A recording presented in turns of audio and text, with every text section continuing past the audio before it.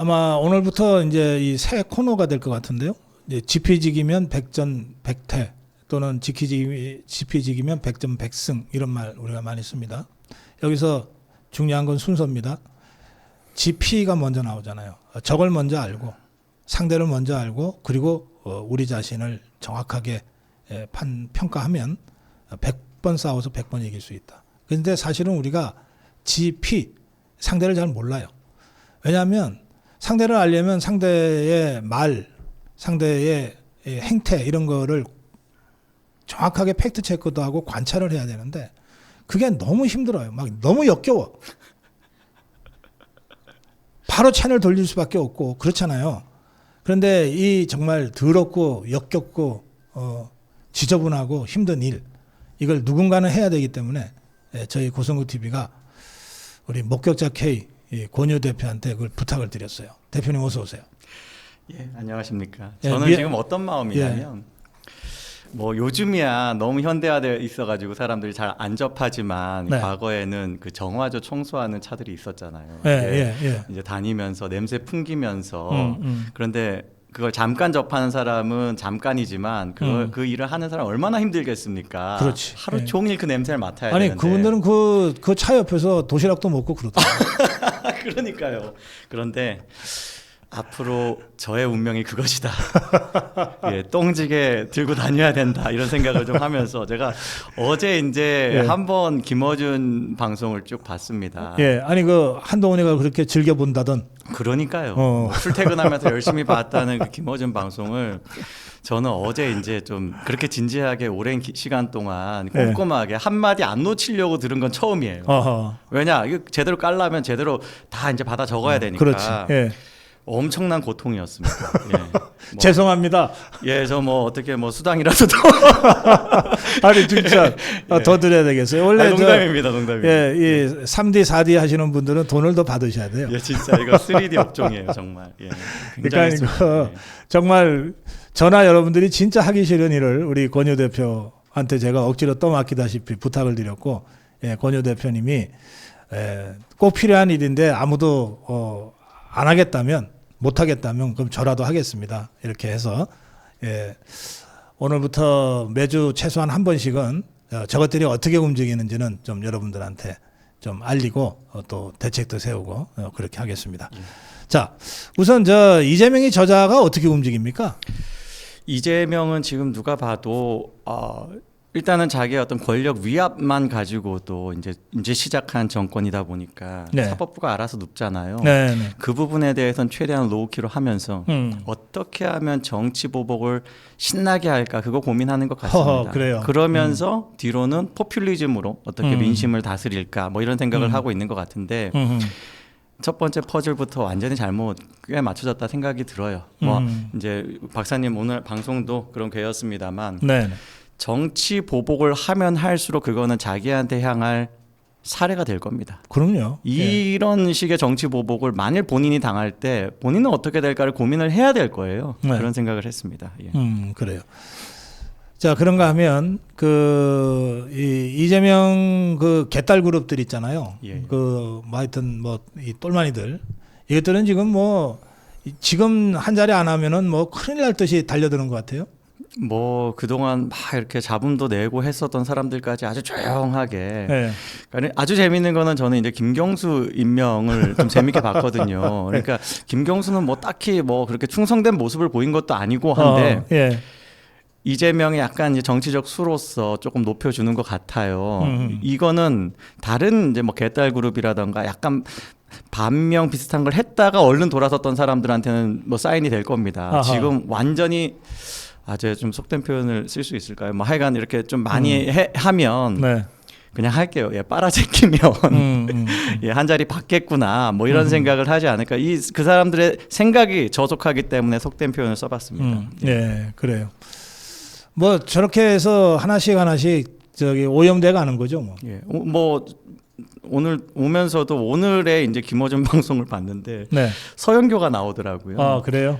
서영교가 그러면 서영교가 김어준이 방송에 나간 걸로 보면은 저 이재명이나 김어준이가 서영교가 원내대표 되길 바라는 모양이네. 그럴 수도 있습니다. 예, 뭐 확실히 김병기보다는 좀 더 접점이 더 많고 노출도가 많아 보여요. 그런데 이제 제가 눈여겨봤던 부분은 김어준이 약간 함정 던지듯이 이재명의 단점이 뭡니까 이렇게 물어보더라고요. 그랬더니 서영교가 펄쩍 뛰면서 어떻게 단점을 말하냐는 식으로 어떻게 하냐고 막 이러면서 저한테 제가 원내대표 나가야 되는데 그걸 물어보셔요 막 이러면서 막 호들갑을 아이고, 떨더니 하는 말이 뭔지 아세요? 뭐래요?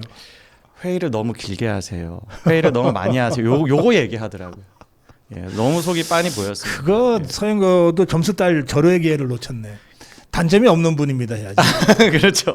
단점이라뇨. 완전 무결한 분입니다. 이래야지. 예, 본인은 이제 단점이라고 말하지만 그게 이제 칭찬처럼 들리게 하려고 했으나 사실 이게 정답이죠. 예, 완전한 독재자는 그런 것도 원하지 않습니다. 당연하지. 아니 내가 회의를 길게 한다고 저것이? 참, 예, 뭐 아무튼 저는 이렇게 좌파 방송 보면서 영혼이 더럽혀지는 걸 느끼지만 여러분들은 고고하게 제가 정리해드리는 것만 잘 예, 받아서 기억만 잘 해놓으시길 바랍니다. 예. 네. 그런가 하면 저 더불어민주당의 국회의원들은 그건 또 직업들 나름대로 다 계산들이 있을 거예요. 그렇죠. 지금 이제 국회의원들 뭐 여러 가지 그룹이 있을 텐데 같이 민주화 운동한 그룹 뭐 이런 곳들은 뭐 일단 그 사람들이 워낙 이제 그동안에 가지고 있었던 그 좌익 진영 내 기득권이 있기 때문에 요직에도 많이 가는 것 같습니다. 뭐 지금 뭐 비서실장도 그렇고 국무총리도 그렇고 다 운동권 그룹입니다. 그리고 또 재밌는 건 법조 그룹이 있잖아요. 예. 이쪽은 지금 어느 쪽으로 공을 들이고 있냐, 어떻게 하면 법으로, 수사로, 사법으로 전 정권을 조질까 이런 거를 고민하는 걸로 보입니다. 그리고 거기에 아이디어를 굉장히 적극적으로 내고 있는 것 같고 이렇게 지금 그 민주당 그룹을 좀 나눠보면 이렇게 자기 역할에 맞게 악한 짓들을 하고 있다 말씀을 드리겠습니다. 그래요. 그런가 하면 이 그 종북주사파 좌파 단체들이 있잖아요. 저들은 지금 뭐 저 촛불 들고 나오고 싶어서 저 어떻게 참지? 아 그러게요. 그 사람들은 이제 비수기입니다. 예.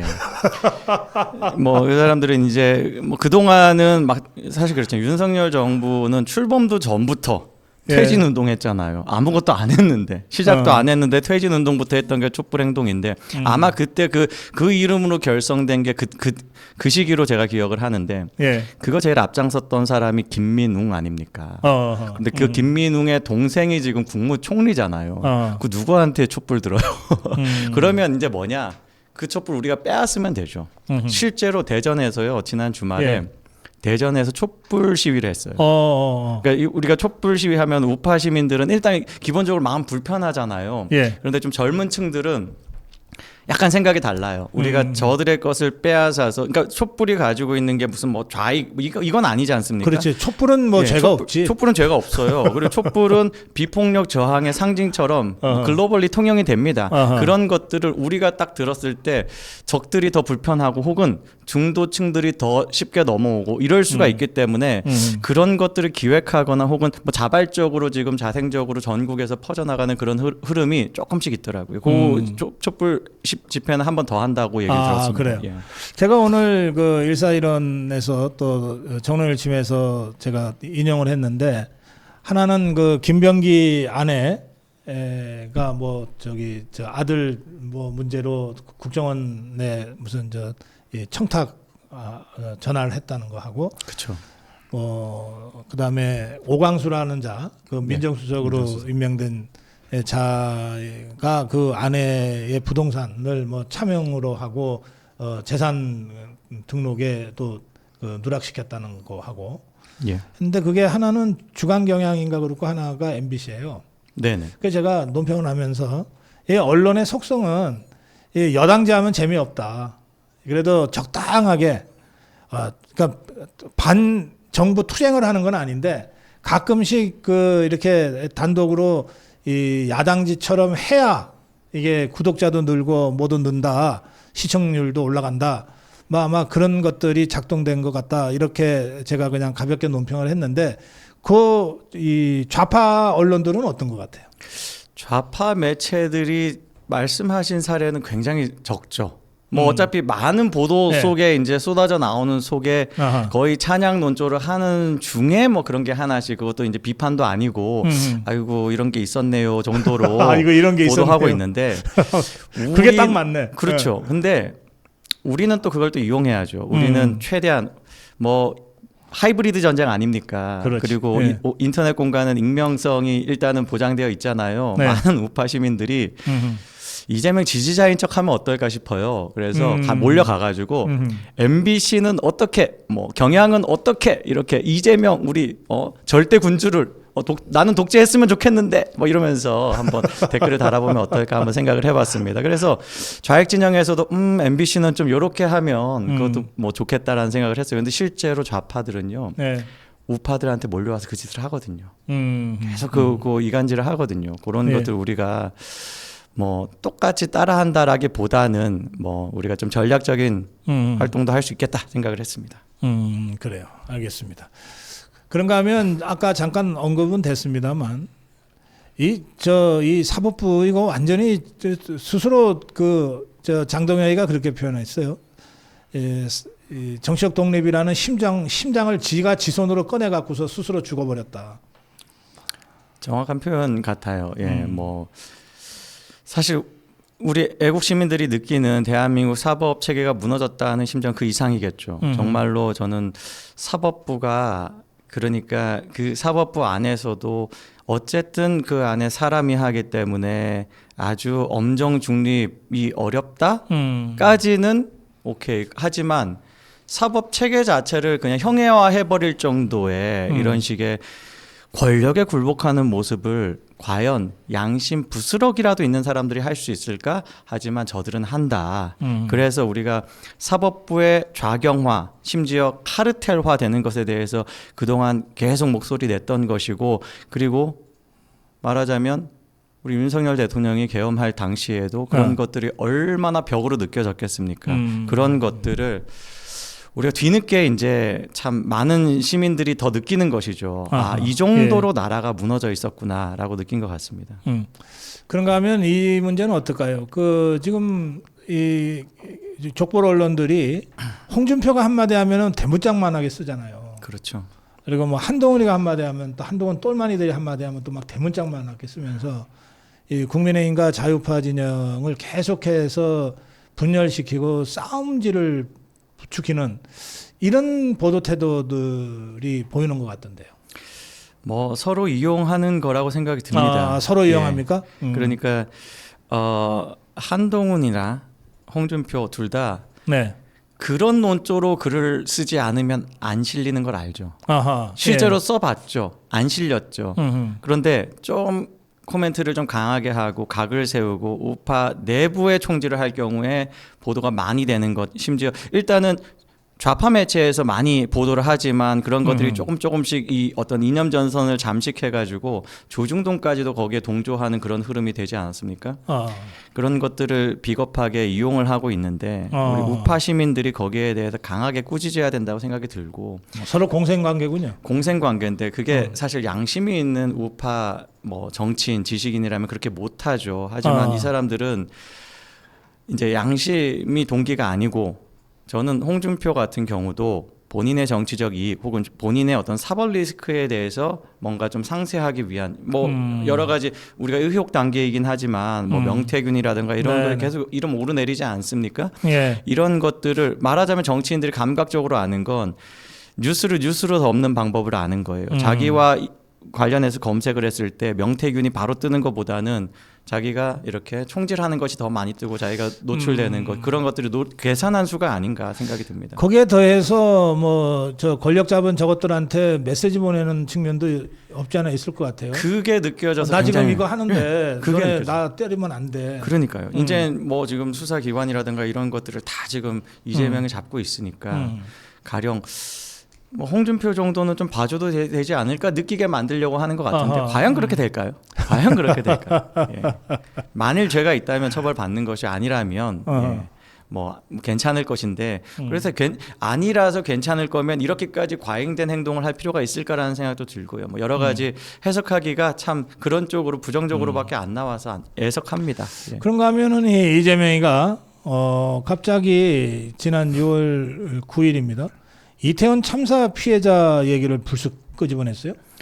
이런 게 전형적으로 이제 그 좌익의 정치권이 좌익의 거짓말 언론들과 공생하는 방법 중에 하나라고 생각이 듭니다.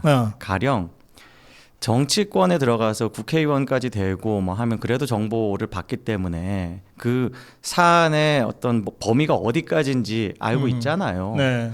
그래서 뭐 그들은 뭐 선을 넘을지 안 넘을지에 대해서는 그들 각자의 이제 그 정치적 계산에 따를 텐데 좌익 언론들은 거짓말에 한계가 없죠. 그냥 시나리오 쓰고 그걸 무한 반복하죠. 거짓말도 반복하면 사람들이 믿을 것이라는 생각으로 하고 있죠. 그런데 이재명이 딱 그 얘기를 하자마자 김어준이 아주 반색을 하면서 이거 내가 그동안 작년에도 했던 얘기다. 그동안 내가 계속 해왔던 얘기 아니냐라고 하면서 어제 거의 특집판처럼 본인 개인 코너, 본인이 이제 본인 주도하는 방송이 있고 이제 초대 손님이 있는 이제 코너들이 있는데 본인이 주도하는 시간에 그걸 한참 장황하게 이야기하더라고요.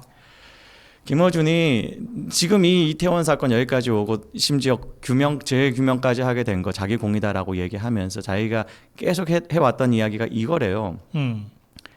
마약 수사에 집중했기 때문에 참사가 벌어졌다. 그것도 그 당시에 그런 주장이 있었지. 그걸 지금 자기가 뭐 3년 내내 해왔다고 자랑처럼 이야기하는데 그래서 일단 이 들어보면 제목 자체가 위화감이 있잖아요. 무슨 논리로 저 얘기를 하나 한번 들어봤습니다. 제가 예, 들어봤는데 제 욕설은 자체 필터링했습니다. 예. 와 논리가 이거예요. 마약과의 전쟁을 선포했기 때문에 그때 이제 그 경찰도 여러 조직이 있는데 마약을 수사하는 팀이 있고 형사 뭐 있고 뭐 이렇게 그런 특수한 그런 수사 예. 집회 관련해서는 기동대잖아요. 기동대하고 예. 경비가 있어요. 그렇죠. 딱 예. 부서가 달라요. 예. 달라요. 그런데 그런 것들을 하나로 묶어서 사람들은 그냥 지금 김어준 얘기만 들으면 이런 그게 다르다는 개념이 없이 마약팀하고 형사팀이 많이 출동을 하면서 그날 특별히 평소에는 뭐 20 몇 명 정도 혹은 그 정도의 지시가 있었는데 막 더 그것보다 더 팀을 증대해가지고 과잉해서 마약 대응을 했다. 반면에 기동대는 한 명도 없었다라고 이야기하는데 이건 별개의 사안 아닙니까? 전혀 다르죠. 예. 예. 이건 마약에 대해서 대응하는 팀을 마약을 전담하는 팀에서 꾸려서 한 거고 기동대는 기동대가 자기 스스로 판단을 해서 사람을 파견을 안 한 것인데 그걸 같이 묶어가지고 어떻게 이야기하냐면 대통령의 지시가 있었을 것이다. 마약을 수사하라고 지시를 했기 때문에 기동대를 투입을 안 했을 것이다라는 이상한 논리가 창출이 됩니다. 그러면서 그 전해에 기동대가 질서 유지를 위해서 몇 명이 파견돼서 그거 하고 있는 거 영상 열심히 보여줘요. 전혀 별개의 사안이에요. 그래서 이 사람이 하는 말이 무슨 말이냐면 경찰이 억울할 것이다. 왜냐? 경찰은 위에서 내린 지시 때문에 그렇게 한 것일 텐데 아니 위에서 올해는 기동대 파견하지 마 했겠습니까? 그런 게 나올 리도 없고 논리적이지도 않고 한데 네. 그런 걸 기대하면서 경찰이 양심 선언하고 경찰이 스스로 잘 수사하면 그런 부분을 잡아낼 것이다라면서 또 뭐 좌익들을 향한 희망 고문을 하죠. 뭐가 나올 리가 없어요. 지금 논리 자체가 틀렸기 때문에. 그래. 그리고 이 사람들이 하는 말이 경찰이 당시에 이제 서울청장이 억울하게 기소당했다라고 얘기를 해요. 아니 그런 거 기동대 파견 여부 경찰청장, 서울청장이 하는 것 아닙니까? 당연한 거잖아요. 그래. 예. 그런 것들에 대해서 완전히 다르게 알겠습니다. 이야기를 하더라. 자, 갑자기 궁금해졌네. 이재명이가 더 세요? 김어준이가 더 세요? 누가 더 높아요? 이재명은 임기가 정해져 있고 김어준은 무한합니다. 김어준이 그게 직업적인 음모론자로 불리잖아요. 그게 음모론을 주장한 게 한두 개가 아니잖아요. 어제 그 얘기를 긁혀가지고 하더라고요. 내가 이태원에 대해서 그렇게 얘기했더니 직업적 음모론자라고 나를 프레임하더라라고 하면서 이거 봐라 나는 이제 억울함을 풀 수 있다라고 하면서 재수사라든가 뭐 규명이 되면은 음모가 아닌 것처럼 될 거라고 또 속이는 거죠. 그럼 김어준이가 그동안 음모론 제기한 거는 이번에 이재명이가 권력을 이용해서 전부 다 그거 다 해명해 주려고 그러겠네. 그게 이제 공생관계인 것 같습니다. 그런데 중요한 건 어쨌든 그런 것들이 진실이 뭐 결정되는 과정에서는 수많은 정치인들이 아닌 사람들도 역할을 할 수밖에 없어서 알겠습니다. 없는 걸 만들 수는 없죠. 예. 자, 오늘 우리 목격자 K 권유 대표와 앞으로 최소 일주일에 한 번씩은 이런 좌파들의 동향을 정리해서 여러분께 전해드리겠습니다. 지피지기면 백전백승, 우리가 늘 이렇게 말은 하지만 실제로 우리가 지피를 잘 안 해요. 너무 구역질 나고 막 지저분하고 막 더럽고 너무 짜증나고 막 화나거든요. 그래서 제가 여러분들한테 여러분들 각자가 지피하십시오라고는 제가 말씀을 못 드리겠어요. 저도 안 하니까. 저도 못하니까 잘. 저도 꼭 필요한 건 하지만 사실은 샅샅이 제가 하지를 못하거든요. 그래서 그 정말 지저분하고 어려운 일을 우리 권유 대표한테 저희가 어렵게 부탁을 드렸어요. 누군가는 해야 되는데 그걸 우리 권유 대표가 좀 해달라. 그래서 앞으로 좌파들이 어떻게 움직이고 어떻게 생각하고 무슨 그 계산을 하고 무슨 공작을 꾸미려고 하는지 어떤 프레임을 또 덮어 씌우려고 하는지를 정확하게 팩트에 근거해서 여러분께 분석해드리고 그것을 가지고 우리가 대책을 좀 세워야 된다. 이런 문제의식을 여러분들이 다 함께 가지시기를 바랍니다. 자, 마무리 한 말씀 부탁합니다. 예, 뭐 김어준 우리가 좋든 싫든 지금 말하자면 이재명 정권의 방향타까지 움직일 수 있을 정도의 지금 뭐 힘을 가지고 있습니다. 그리고 시청자가 기본적으로 30만 명이 넘더라고요. 동시 시청자가 조회수는 200만이 넘습니다. 이런 것들에 대해서 우리가 정말로 알아야지 이길 수 있다. 그리고 뭐 그걸 아는 과정이 고통이기 때문에 그래도 당번으로 제가 하겠다 이렇게 말씀을 드리면서 그 제가 보면서요 느낀 건 이거예요. 우리가 이길 수 있다. 구멍이 굉장히 많다. 아하. 그리고 이 사람들이 그러니까 그런 겁니다. 좌익들의 가장 이제 한계는 방향이 잘못되어 있기 때문에 그 길로 끝까지 가면 낭떠러지 떨어져요. 지그들이 떨어져요. 거기까지 한번 우리가 쭉 절벽으로 한번 인도해보자. 좌익들을 그런 마음으로 한번 좌익들과 이 참 무도한 정권과의 싸움 한번 끝까지 한번 해서 이겨보자 말씀을 드립니다. 이길 수 있습니다. 예. 그 공포영화 감독하고 제가 한 두어 번 인터뷰를 심층으로 한 적이 있는데 저도 공포영화를 별로 안 좋아해요.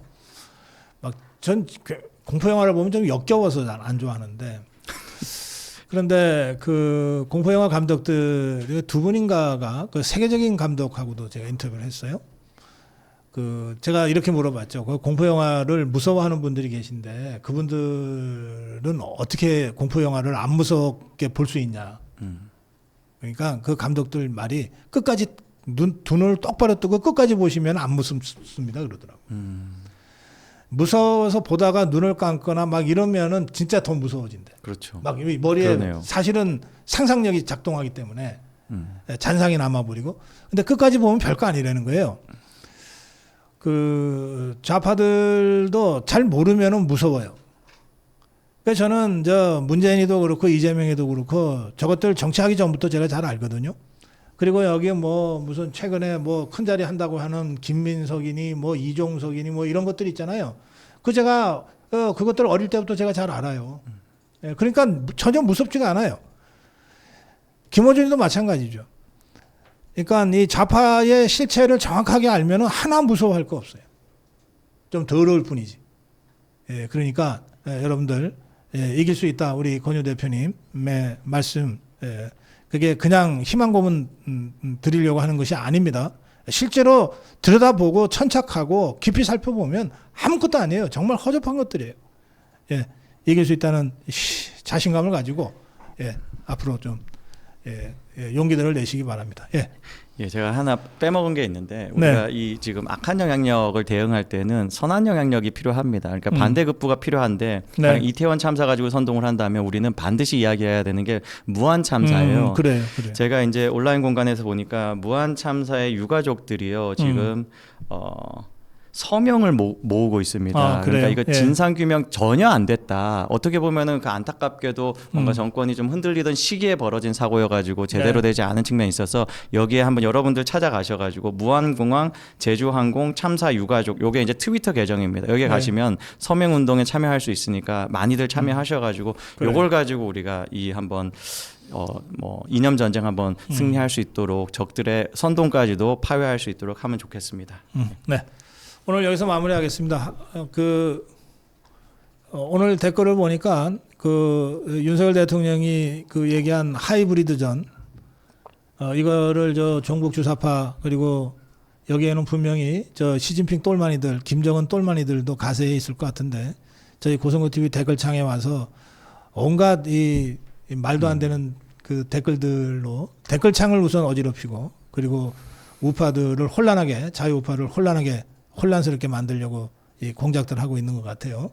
예, 그러면 이런 종북 주사파 김정은, 시진핑 똘마니들의 이 고성구 TV에 대한 하이브리드전에 대해서 우리 막강 스패너 님들이 고생하면서 정리하고 계시지만 정리하기 이전에 우리 고성구 TV 시청자들과 아미고 동지들께서 그 정도를 충분히 걸러낼 수 있는 자정 능력을 좀 가지셨으면 좋겠다. 이런 마무리 말씀으로 드리겠습니다.